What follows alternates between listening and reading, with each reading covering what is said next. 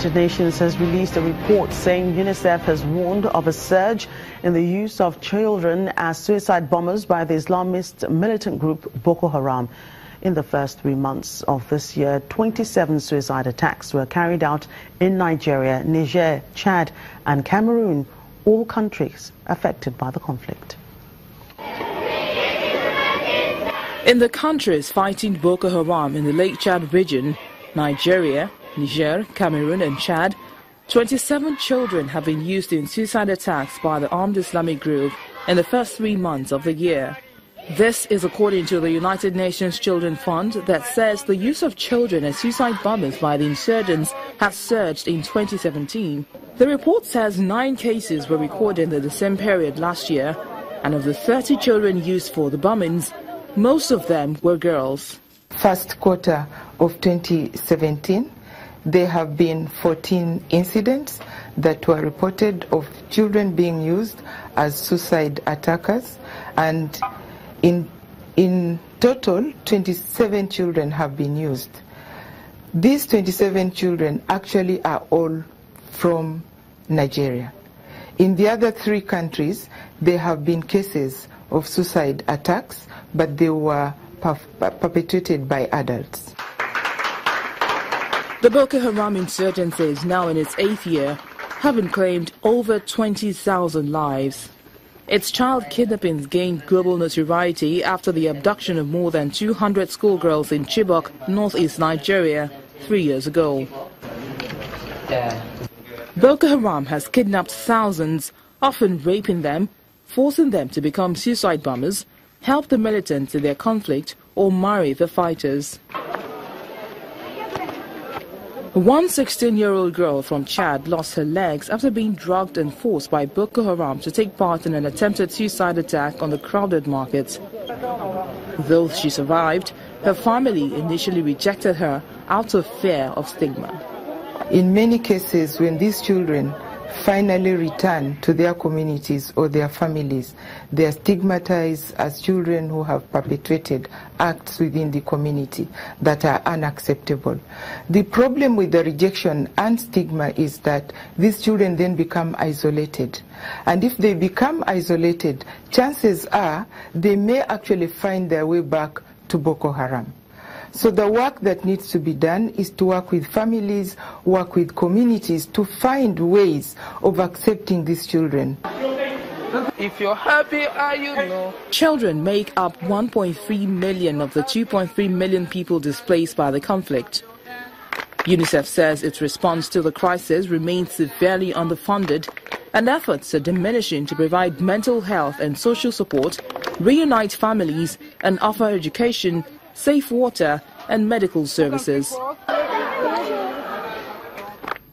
let's bring you that story again of the clashes between military and the police in Damaturu, Yobe State, northeast Nigeria, which has left about 3 people dead. Although the cause of the clash is not yet known, our correspondent reports that the town has been thrown into much confusion. A committee has been set up to actually end that clash in Yobe State. Other news now. Nigerians in Polokwane, South Africa's Limpopo province, say they are living in fear following recent attacks by groups claiming to be getting rid of the drug dealers in their communities. Our Johannesburg Bureau Chief Betty Dibia was in the area along with Nigerian mission officials to get first-hand accounts from some of the victims. The sad tales this time are coming from around Polokwane in Limpopo province of South Africa. I just heard some noise inside the compound. It just came. Okay. They just break the door. Nigeria, Fusek, Nigeria. What happened? They just slapped me. That day, it was God saved me. It was God. They are stoning me already. So is that white policeman that just took me and grabbed me into the police van that I was kept for almost 1 hour, and I'm looking at my friend on a cold blood lying down, and I couldn't help him.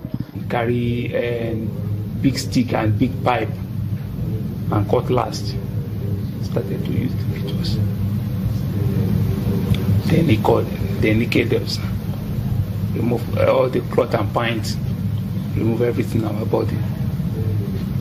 So I did for my brother for the die. Kaide Shomi, a fashion designer, is just over a week old in South Africa. But he was the lucky one. His host, Razak Ajao, a 40-year-old car mechanic, lost his car and was beaten to death.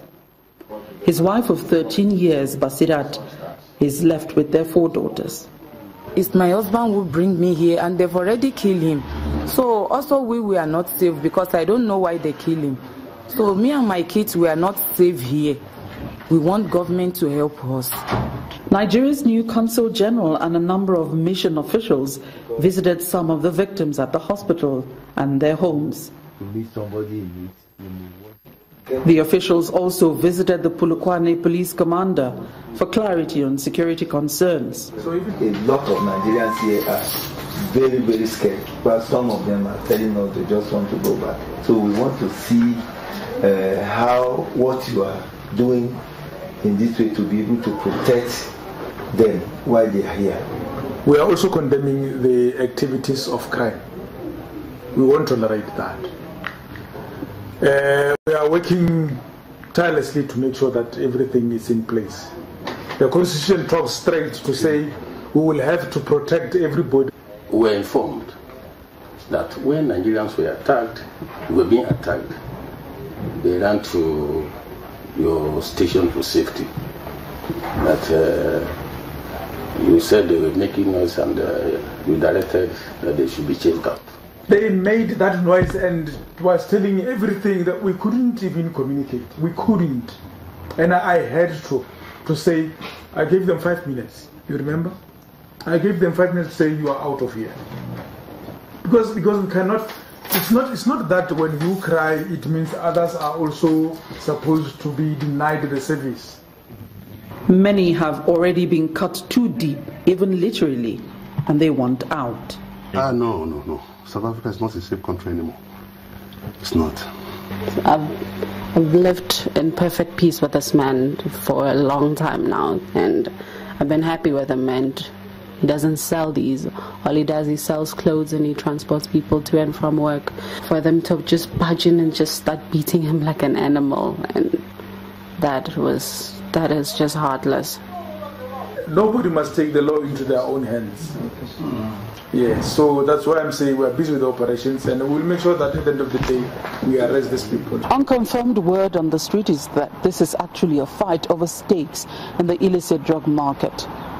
We cannot verify this, and the police says it's still investigating. Meanwhile, Nigerian officials have requested assurances on the security of lives and property of Nigerians. But from the look of things, even when that is given, it may be hard to be guaranteed for everyone, innocent or otherwise. From Polokwane in Limpopo, South Africa, Betty Dibia, Channels Television News. That's Network Africa. Thank you for watching. I'm Joka Rogers.